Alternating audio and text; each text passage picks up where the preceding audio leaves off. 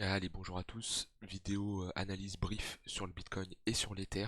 On est le 18 juillet, donc début de semaine le lundi, et on a une tentative de cassure haussière. Sur Ether, elle a été validée, sur le Bitcoin, elle est en cours. Donc pour casser, il faut clôturer au-dessus de ce niveau-là pour valider un double bottom tout simplement. Et on aurait, si c'est une clôture et pas un fake, une fausse cassure, on aura une dynamique haussière qui serait enclenchée pour aller jouer un rebond. Donc je vais vous montrer les objectifs à atteindre. Avant, on va regarder Ether et on va les comparer les deux. Pourquoi j'ai reçu cette question, message privé, pourquoi Ether a repris de la dynamique plus que le Bitcoin. Tac, je vais tout supprimer. Donc l'Ether qui a validé son range. On l'a cassé à la hausse et on a formé un double bottom. Je l'avais montré dans une des vidéos, des dernières vidéos, j'avais dit si on clôture au-dessus des 1280 $, on irait sans souci aller chercher les 1700 $, voire potentiellement les 2000 $ pour aller liquider des gens. Puisque là, le but d'un marché haussier, c'est d'aller liquider les stop loss des vendeurs, des gens qui shortent le marché et mettent leur stop loss à ces niveaux-là. Voilà, ici, c'est des endroits où les gens mettent leur stop loss et là où le marché peut aller pour liquider, faire perdre de l'argent aux gens tout simplement. Donc la question qui m'a été demandée, c'est pourquoi Ether pump plus que le Bitcoin. En fait, la réponse est très simple. On a eu une divergence haussière sur l'Ether. Ici, divergence haussière, c'est avec le MACD qu'on voit ça. On peut voir ça avec d'autres indicateurs, mais moi j'utilise le MACD. En fait, le cours va faire un nouveau plus bas. Donc ici on voit bien, on consolide et on fait un nouveau plus bas, alors que le MACD ne fait pas de nouveau plus bas. Donc le cours et l'indicateur se contredisent et on a du coup une divergence. Elle a été validée quand on a cassé ce niveau-là pour valider un double bottom ici, alors que donc la divergence est validée, donc ça veut dire que le momentum est dans les mains des acheteurs. Alors que quand on regarde le Bitcoin, il n'y a pas de divergence haussière. On le voit très bien. Le cours fait un nouveau plus bas et le MACD fait également un nouveau plus bas. Voilà. Et du coup, on n'a pas de divergence haussière, ce qui nous montre que le momentum est plus puissant du côté d'Ether que du Bitcoin. Donc voilà, ça c'est l'une des raisons pourquoi Bitcoin est moins fort. Mais grâce à Ether, Bitcoin retrace aussi et va peut-être sortir ce range à la hausse. Ce qu'il faut regarder pour voir si c'est un piège baissier ou pas, c'est les volumes. Quand on casse un range ou on forme une structure, il nous faut des volumes croissants, des volumes qui évoluent, des gros volumes acheteurs. Ça, c'est très important pour la reprise d'une dynamique haussière. Je vais vous montrer des exemples dans le passé. On va aller chercher des doubles bottoms qu'on a fait. On voit ici qu'on a un double bottom, ok, et quand on le casse à la hausse, donc à ce niveau-là, quand on le casse à la hausse, on voit qu'on a des volumes croissants, des volumes qui montent. On voit, là on est dans des volumes très bas, ça bouge pas, et quand on casse, on a des volumes acheteurs. Ça veut dire que la tendance est validée. Ici, hop, on a un W.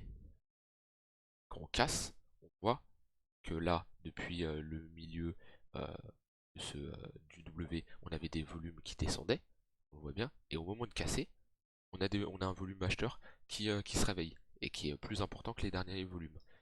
Et par contre, dans le cas où on est sur des fausses cassures, je vais essayer d'en trouver. Ici, par exemple, on a une fausse cassure. On a un gros W ici, plusieurs W même, qui est validé quand on casse. Je fais ça.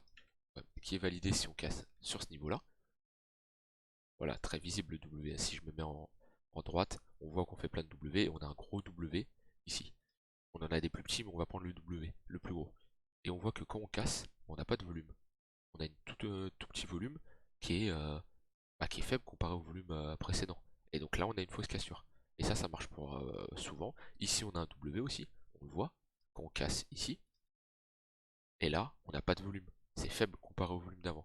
Donc voilà, je vous ai parlé de pas mal de cas.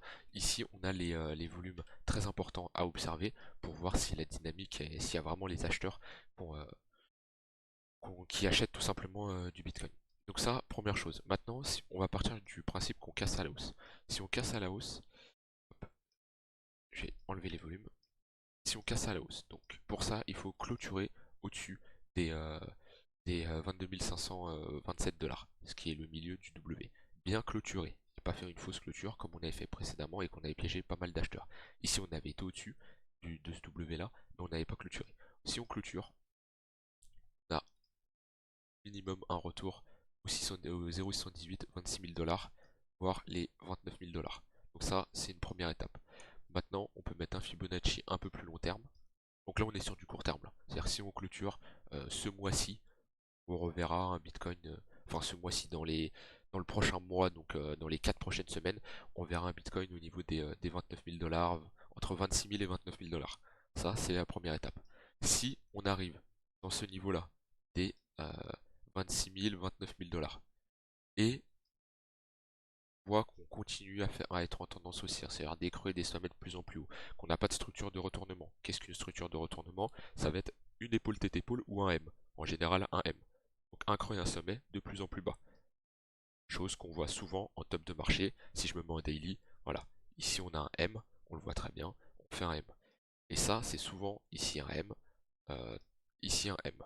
Casse ici. Ça, c'est signe de retournement. Donc si on va dans la zone des 0,118, 0,786, on y va. Et ici on commence à instaurer un M comme ça, et ben on ira rechercher des nouveaux plus bas. Maintenant, si on commence à structurer quelque chose de bullish, on ira potentiellement au niveau des 0,382 de Fibo de tout le mouvement, c'est-à-dire à 37 000 $. Et ça, c'est voilà, c'est si on continue à structurer bullish. Et là, on pourrait retourner sans souci au niveau des 37 000 $, sans dire qu'on est en tendance haussière. Parce que là, j'ai parlé de tendance haussière court terme, vu la structure qu'on a faite. Maintenant, on peut très bien faire ça, aller au 0,382 et refaire ça. Et si on regarde, on sera toujours en tendance baissière avec des creux et des sommets de plus en plus bas. Donc voilà. Par contre, ça nous offre quand même un rebond assez intéressant de potentiellement 70%. Ce qui est intéressant parce que sur les alts, si on est sur un 70% là-dessus, on sera sur les alts potentiellement sur un x2. Donc voilà. Donc voilà pour le Bitcoin. Donc maintenant, faut se clôturer déjà. On pourra déjà parler de tendance haussière court terme avec des creux et des sommets de plus en plus haut si on clôture au-dessus.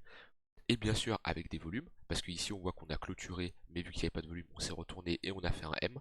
Donc là si on clôture sans volume et ensuite on fait un M, faut se tirer parce qu'on va aller sûrement chercher les stop loss à 18 000 et à 17 000 $. Donc voilà, surveillez bien ça. Maintenant je vais vous parler d'Ether pour clôturer la fin de cette vidéo. Donc Ether, c'est validé. On regarde les volumes, ce que ça donne. On est sur Binance. Voilà, on a des volumes quand même assez croissants. On voit que c'est positif. Sur la cassure qui s'est faite là, on a des volumes croissants comparé à où avant c'était clairement plat. On voit que sur des précédentes cassures, ici on avait la cassure d'un gros W, il n'y avait pas de volume. Alors que là, on a des volumes. Ça veut dire que déjà, la demande est très importante. Alors que ici, on n'avait pas de demande. On avait beaucoup d'offres et pas de demande. C'est-à-dire qu'on est dans des prix bas et que c'est intéressant. Ether s'est cassé. Donc là, retour, pardon, pour moi, dans le minimum à 1700 $. C'est un gros minimum. Sinon, on pourrait chercher les 2100 $. Ça, c'est pour du court moyen terme. Donc potentiellement juillet, août.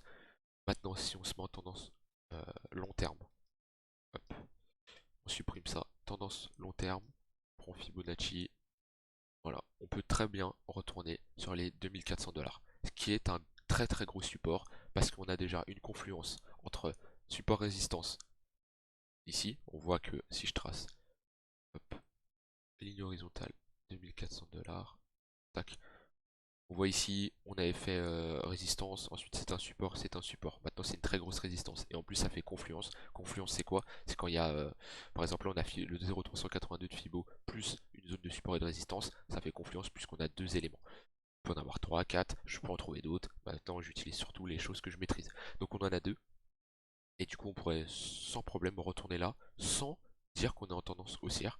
Puisque si on fait ça, peut très bien redescendre et on sera toujours en tendance baissière. Donc c'est qu'un simple rebond pour le moment. Ça sert à rien de s'affoler, ça sert à rien de partir en mode oui, on va aller chercher les 5000 $ sur Ether, restez humble, ayez une stratégie, investissez au bon moment et, et ne vous emballez pas tout simplement. Pour parler de retournement haussier sur Ether, vous faudrait soit casser les 3500 $. Donc là vous allez me dire oui mais si j'investis là ça fait tard. Je suis totalement d'accord avec vous, c'est pas à ce niveau là d'investir. Là, on avait des entrées intéressantes à 800-900 $. Maintenant, vous achetez on appelle ça un couteau qui tombe. C'est-à-dire vous achetez le prix qui baisse sans être sûr qu'il va remonter. Soit vous vous achetez en faisant du DCA de cette manière-là, soit vous attendez un retournement haussier, donc c'est-à-dire des creux et des sommets de plus en plus haut. Donc là, on a structuré ça, on peut très bien aller ici, revenir ici, voilà. Et là, on aura un double bottom beaucoup plus long terme, chose qu'on a faite ici, qu'on a faite ici, qu'on a faite ici, on le voit bien, hein. Tac, tac, tac, tac, voilà, les W, ça marche très bien. Euh, Ici, malheureusement, fausse cassure, pourquoi? Parce qu'il n'y avait pas de volume. Je vais mettre les volumes. Aujourd'hui, vous aurez un petit cours sur les volumes, voilà. Donc, ici, on voit, on casse ce gros W, on a des volumes qui sont énormes. On est sur des records de volume. Ici, les volumes sont pas incroyables, et on est quand même sur une période de volume progressif, mais c'est surtout sur Bitcoin où ça a été des volumes intéressants, donc l'Ether il a suivi. Et là, on est sur un W sans volume. On le voit très bien à la cassure. Alors que là, on reprend déjà des volumes intéressants. Donc voilà pour cette vidéo. J'ai fait en sorte qu'elle soit la plus complète possible pour vous voyez à peu près où on en est. S'il y a des gros pumps, des gros mouvements dans la semaine, je vous ferai un nouveau brief. Sinon, je vais vous faire des analyses sur des altcoins, sur des gros altcoins. Oui, c'est intéressant les derniers mouvements qu'ils nous ont fait. Donc voilà, abonnez-vous, likez et activez la notification pour les prochaines vidéos. Et surtout, surtout, si vous n'avez pas compris des éléments, rejoignez le Discord. Envoyez-moi un message privé, envoyez un message dans le Discord et je pourrai facilement vous répondre. Surtout, ça vous aiderait à mieux comprendre mes explications. Voilà, je vous souhaite une agréable journée et on se retrouve à très vite. Bye bye.